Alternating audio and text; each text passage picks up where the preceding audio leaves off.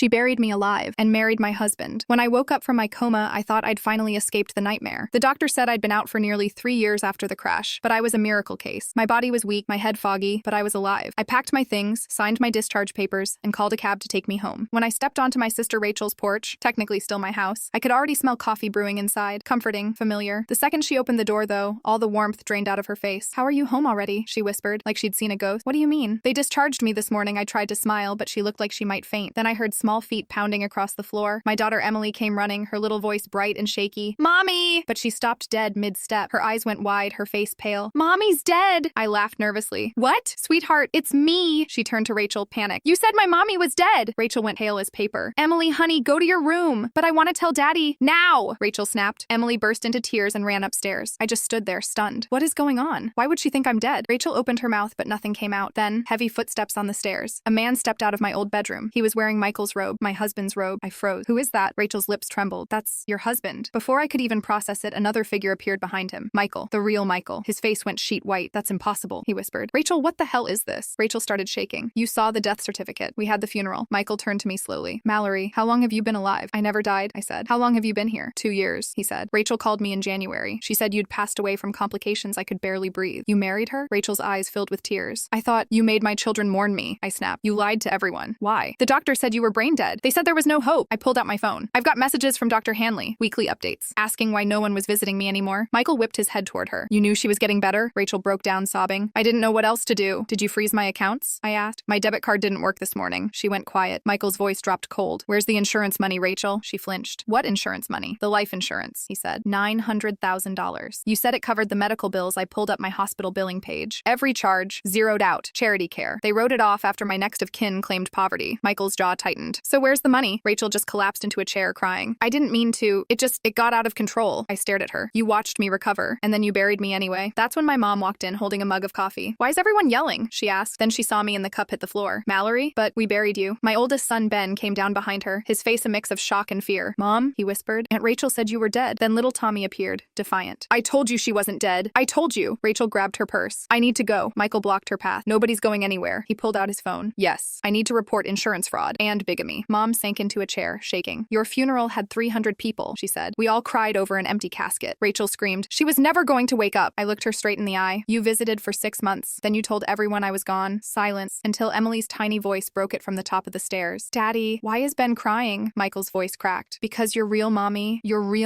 was alive this whole time." Emily's face twisted with fear. "No," she whispered. "Dead people don't come home." Michael turned to the phone again. "Yes, officer," he said quietly. "We'll be here." Click the full story to see what happened next.